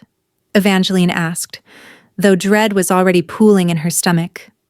One of them, a woman named Isolde Thornhaven, bonded to a vampire lord named Malachar. He was powerful, ambitious, and cruel. Together, they decided that vampires should not hide in the shadows, that bonded pairs like them should rule openly over both humans and unbonded vampires. Lysander's voice was heavy. They declared war on the existing order, and because Thornhaven blood gave them the ability to fight in daylight, to wield both vampire and human magic, they were nearly unstoppable. The Purge Wars, Marcus continued grimly. 50 years of bloodshed, entire cities burned, thousands dead, human, vampire, and Thornhaven alike. The world tore itself apart trying to stop them. How did it end? Evangeline whispered. The remaining Thornhaven heirs realized what Isolde had become. They banded together and killed her, and Malachar with her. But the damage was done. In the aftermath, the surviving vampire lords decreed that the Thornhaven line was too dangerous to exist. Most were hunted down and executed. A few were allowed to live only if they accepted blood seals, magic that suppressed their power and hid their heritage. My mother, Evangeline said, understanding clicking into place. The curse my uncle mentioned was likely a blood seal, Lysander confirmed. Designed to protect her and any children she might have. It kept you hidden, kept the mark dormant until the blood moon and our binding awakened it. Evangeline felt sick. So everyone fears me because they think I'll become like Isolde? That I'll start another war? Some fear that, Lysander said carefully. Others see opportunity, the chance to have their own daylight weapon, their own path to power. That's why the council insisted on oversight. That's why assassins attacked. And that's why... He turned to face her fully. That's why I need you to understand the weight of what you carry. The Thornhaven gift is immense power, Evangeline. What you choose to do with it will shape the future of our entire world. The responsibility of it crashed over her like a wave. She was not just a girl anymore, not just a vampire's bonded bride. She was a symbol, a weapon, a potential catastrophe. What if I can't control it? She asked in a small voice. What if the power corrupts me like it corrupted Isolde? Lysander crossed the room in 3 strides, kneeling before her and taking both her hands in his. Then I will stop you. That is my vow to you, Evangeline. If you ever become lost to the power, if you ever stop being the woman I love, I will end it before you can harm others, even if it destroys me in the process. The words should have been frightening. Instead, they were oddly comforting, the knowledge that he loved her enough to kill her rather than let her become a monster. But I don't believe it will come to that, he continued, his voice soft. Because you have something Isolde did not. A bond built on choice and trust, not ambition. And you have something I will spend my immortal life providing, balance. Where your power burns bright, I will be the shadow that tempers it. Where you rage, I will be the calm. We are not Isolde and Malachar, Evangeline. We are better. She wanted to believe him. More than anything, she wanted to believe that their love could be different, that history would not repeat itself. Then teach me, she said firmly. Not just the magic, but the control. The wisdom to know when to use power and when to hold back. Help me become worthy of this gift. Pride flickered across his expression. I will teach you everything I know. We both will. He glanced at Celeste, who nodded. The girl has spine, Celeste said approvingly. She'll need it. But first, we need to identify who sent those assassins before they try again. Marcus stepped forward. The blood memory was insufficient, but there are other methods. If Lord Valmore permits, I can investigate on the Council's behalf. Whoever conspires against a recognized bond is violating Covenant law. Do it, Lysander said. But be discreet. If this reaches back to a major house, we need to know before making formal accusations. As Marcus departed, Evangeline felt the weight of their situation settling over her. Somewhere out there, an enemy plotted against her. Within her own blood, power waited that had destroyed civilizations. And in this castle, she had a vampire lord who loved her enough to kill her if necessary. It should have been terrifying. Instead, she felt only determination. When do we begin my training? She asked. Lysander smiled, fierce and proud. Tonight. And Evangeline, whatever comes, whatever enemies we face or power you must learn to wield, we face it together. Together, she agreed. And in the speaking of that simple word, she felt the bond between them strengthen, solidify into something that might just be strong enough to withstand whatever darkness lay ahead. Chapter 10. The Covenant of Forever. 6 months passed in fire and blood and magic. Evangeline trained relentlessly, learning to harness the Thornhaven gift without being consumed by it. Lysander taught her control, patience, the careful balance between power and wisdom. Celeste taught her combat, how to defend herself when magic failed, how to think tactically, how to survive. And slowly, painfully, she learned to bear the weight of what she was. The conspirators were eventually uncovered. A faction of old vampires who had survived the Purge Wars and still carried trauma from that catastrophic time. Marcus and the Council dealt with them quietly, but thoroughly. There would be no more assassination attempts, at least not from that quarter. But the true test came not from external enemies, but from within. It was a spring evening when Evangeline discovered the truth that would change everything. She had felt strange for weeks, the bond with Lysander singing differently, her body responding to stimuli in new ways. She had dismissed it as an effect of her magical training, until Celeste had taken one look at her and gone very still. You need to see a healer, the red-haired vampire said carefully. Tonight. The healer confirmed what Celeste had already suspected. Evangeline was pregnant. The word hung in the air of Lysander's chambers like a thunderclap. He stood frozen, his expression cycling through shock, wonder, and terror in rapid succession. That's impossible, he said faintly. Vampire-human unions don't, even with Thornhaven blood. There are no recorded cases of... Until now, the healer said quietly. She was ancient, even by vampire standards, one of the few who remembered the old Thornhaven lines. The bond is strong enough, and the mother carries sufficient power. The pregnancy will be unusual, difficult, but possible. After the healer departed, Evangeline and Lysander sat in silence. Through the bond, she felt his maelstrom of emotions, joy and fear warring for dominance, wonder tangled with protective fury. Say something, she whispered finally. I don't know what to say. He looked at her with eyes that held 7 centuries of experience, and yet seemed lost as a child. I never thought, I never imagined. He broke off, shaking his head.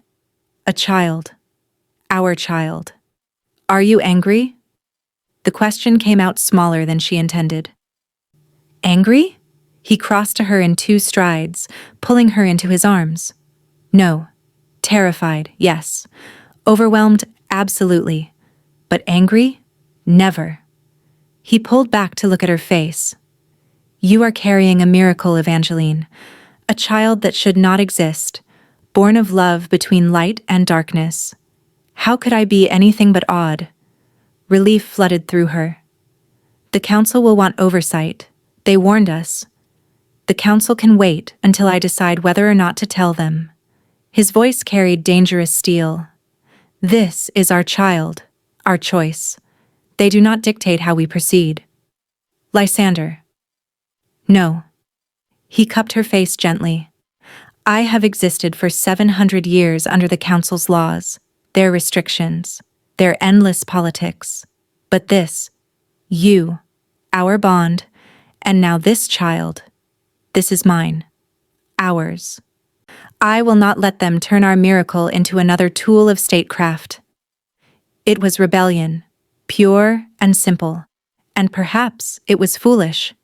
But looking into his fierce silver eyes, feeling his love and protection wrapping around her through the bond, Evangeline could not bring herself to argue. Then what do we do? She asked. We prepare. We strengthen our defenses. We ensure that when the council does learn of this, and they will, we are in a position of sufficient power that they cannot simply seize control. His hand moved to rest gently over her still flat stomach. And we love this child with everything we are. The pregnancy progressed strangely, as the healer had warned. Some days, Evangeline felt perfectly normal. Others, the Thornhaven magic surged wildly, responding to the new life growing within her. She glowed sometimes, literally, light emanating from her skin in ways that would have terrified her if Lysander had not been there to anchor her. The bond between them grew even stronger.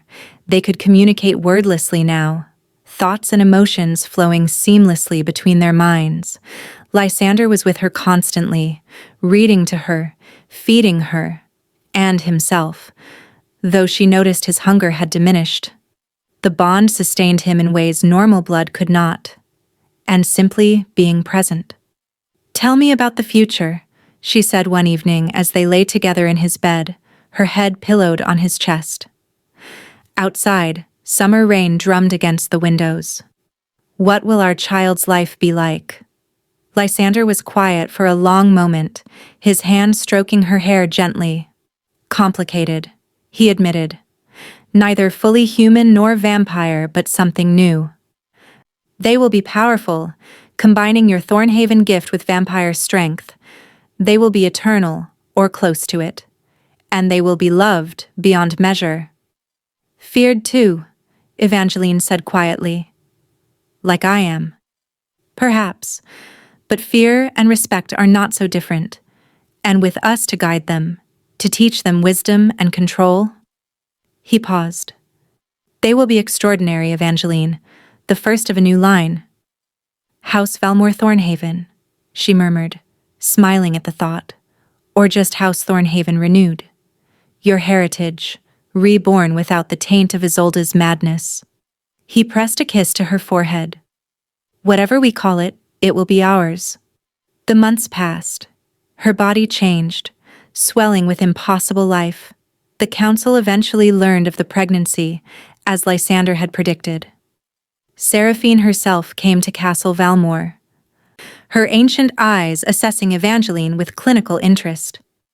A Thornhaven child bonded to vampire power from conception, the voice said. The implications are staggering. The council must insist on. The council may insist on nothing, Lysander interrupted coldly. You will be informed of the child's birth. You will be allowed to verify their health and heritage, but you will not interfere in their upbringing, their training, or their future. Is that clear? Voiced Seraphine. The ancient vampire studied him for a long moment. Then, surprisingly, she smiled. You have changed, Lysander Valmore. I remember when you were young, merely 300 years old and eager to please the council, to prove yourself worthy. But she has made you fierce again, reminded you that you are a lord, not a servant. She has reminded me what I am living for, Lysander corrected softly. Seraphine turned her pale gaze to Evangeline. Raise your child well, Thornhaven heir. Teach them to be better than Isolde, wiser than Malacar. Show the world that your line need not end in fire and blood. I will, Evangeline promised. And then the voice was gone, leaving them alone once more. The birth came on a winter night, under a sky dark with clouds and heavy with snow. It was painful beyond anything Evangeline had imagined, made worse by the surges of magic that accompanied each contraction. Lysander stayed with her throughout, his hand gripping hers, his bond steadying her when she thought she could not continue. And then, finally, a cry.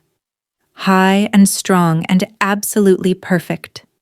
The healer placed the child in Evangeline's arms, and she looked down at the tiny face with wonder. The baby had Lysander's silver eyes, her dark hair, and skin that seemed to glow faintly with inner light. A daughter, the healer said softly, healthy, powerful, and very much aware of the world around her. Lysander knelt beside the bed, his hand trembling as he touched the baby's cheek. She's perfect, he breathed. Absolutely perfect. What shall we name her? Evangeline asked, unable to look away from their daughter's face. Lysander was quiet for a long moment. Then, Seraphine, for the voice who gave us her blessing.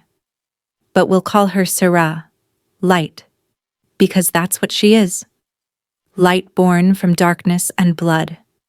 Evangeline smiled through her tears. Sera Valmore Thornhaven, perfect. As she held their daughter, feeling Lysander's love and wonder through their bond, Evangeline understood that this was what they had been building toward, not just survival, not just learning to navigate power and politics, but this, a family, a future, hope made flesh. Outside, the snow fell softly, blanketing Castle Valmore in white. And inside, a vampire lord who had lived 700 years of loneliness held his wife and daughter, marveling at the impossible gift of love. Together, they had defied history, rewritten the story of the Thornhaven line. Together, they would face whatever came next. Together, they were eternal. Chapter 11. The Promise of Dawn.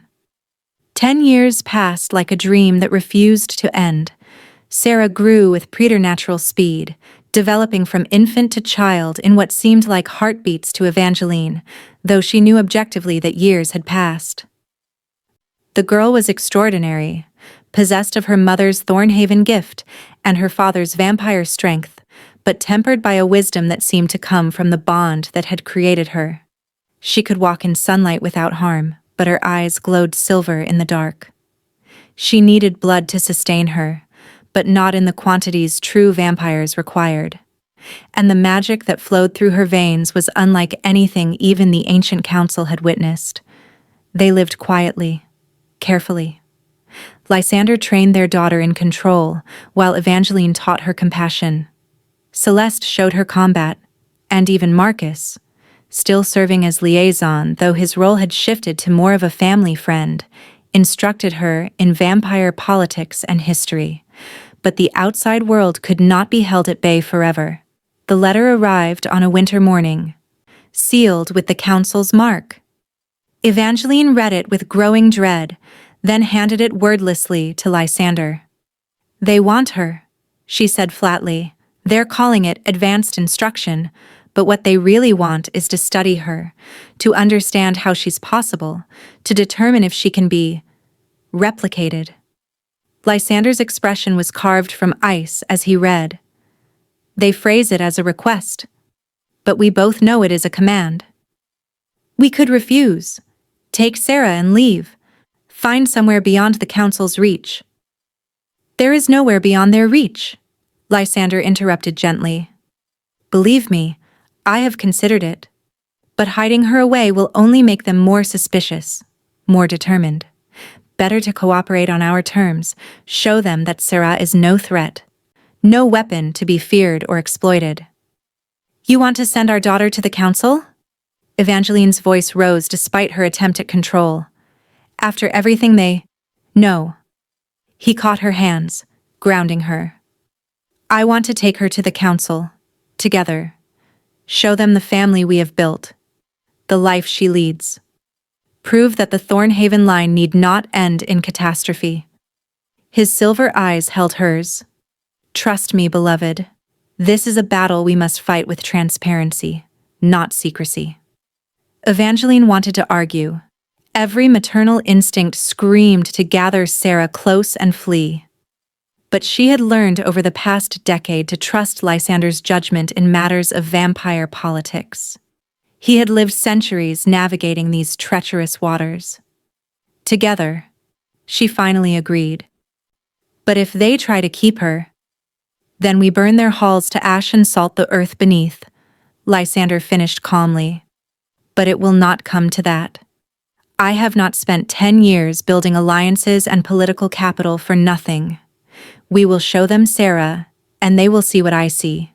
The future, not the past.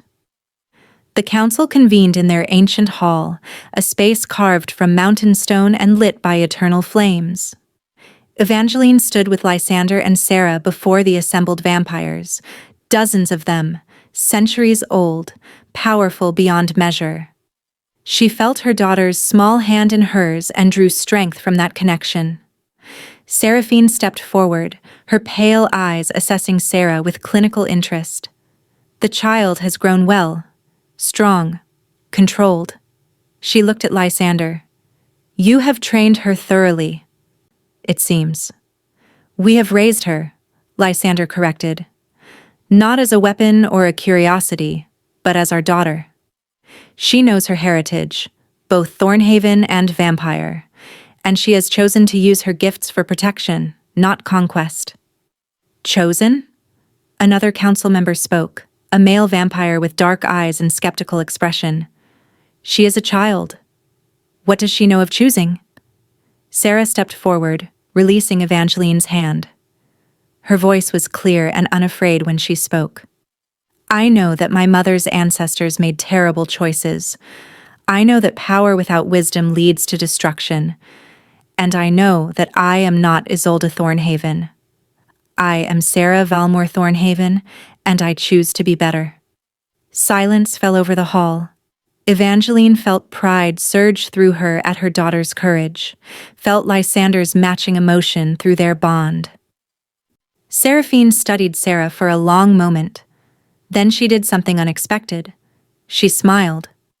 You have your father's steel and your mother's heart. That is a powerful combination. She turned to address the full council. I propose we recognize House Valmore Thornhaven officially, grant them autonomy to raise and train their children as they see fit, with the understanding that any future offspring will also be acknowledged and protected by council law. You propose we sanction a new Thornhaven line? The skeptical vampire sounded appalled. After what the last one cost us? I propose, Seraphine said firmly, that we stop being ruled by fear of the past and start preparing for the future. This child represents something unprecedented, a bridge between vampire and human, darkness and light. We can either embrace that evolution or drive it underground where it will fester and explode. I know which option I prefer. The debate raged for hours, but slowly, gradually, opinions shifted. Lysander had indeed spent years building alliances, calling in favors, positioning himself and his family not as threats, but as assets. And Sarah herself, standing calm and unafraid before creatures that could destroy her, spoke louder than any political maneuvering. When the vote finally came, it was overwhelming. House Valmore Thornhaven would be recognized, protected, and allowed to govern itself with minimal council interference. They had won. That night, back in Castle Valmore, they celebrated quietly. Sarah was asleep in her chambers, exhausted by the day's stress. Evangeline and Lysander stood together in the underground garden, the place where he had first shown her his true self, where they had learned to trust each other. "We did it," Evangeline said softly. "We rewrote the story." "You did it," Lysander corrected, pulling her into his arms. "You trusted me when you had every reason not to. You loved me despite what I am. You gave me Sarah, gave me a reason to engage with the world again instead of simply existing in it." He kissed her forehead tenderly. "You saved me, Evangeline. In every way a person can be saved." "We saved each other," she corrected. "You showed me I was worth seeing, worth loving. You gave me a home, a family, a future." She looked up at him, this beautiful ancient creature who had become her entire world. "I love you. I will love you until my last breath. And if the bond allows, beyond that." "The bond will allow," he promised. "I will not let you go into death alone. When your time comes, many, many years from now, I will follow. There is no eternity worth living without you." They stood together in silence, surrounded by night-blooming flowers, feeling the bond between them pulse with light and love and fierce devotion. Above them, through the glass ceiling, stars wheeled in their eternal dance. Somewhere in the castle their daughter slept peacefully, a miracle made flesh. And in this moment, everything was perfect. "Tell me," Evangeline said softly, "do you remember that first night? In the conservatory?" "I remember everything," Lysander replied. "You confessed you had never been kissed, and I asked you to trust me. I did trust you, and you kept that promise. You made it gentle. Made it beautiful." She smiled. "That girl in the conservatory feels like someone from another life. So much has changed. But some things remain constant." He tilted her face up to his. "I loved you then, though I did not have words for it. And I love you now, with words enough to fill centuries." He kissed her then, cold and warm at once, the kiss of an immortal who had finally found something worth living for. And in that kiss, Evangeline tasted their entire story, fear transformed into trust, strangers becoming soulmates, darkness finding light. They had begun with a confession and a promise. They had built a love that rewrote destiny, and they would face eternity together, bound by blood and magic, and a choice made freely in the shadow of a blood moon. Some stories end in tragedy. Theirs was just beginning.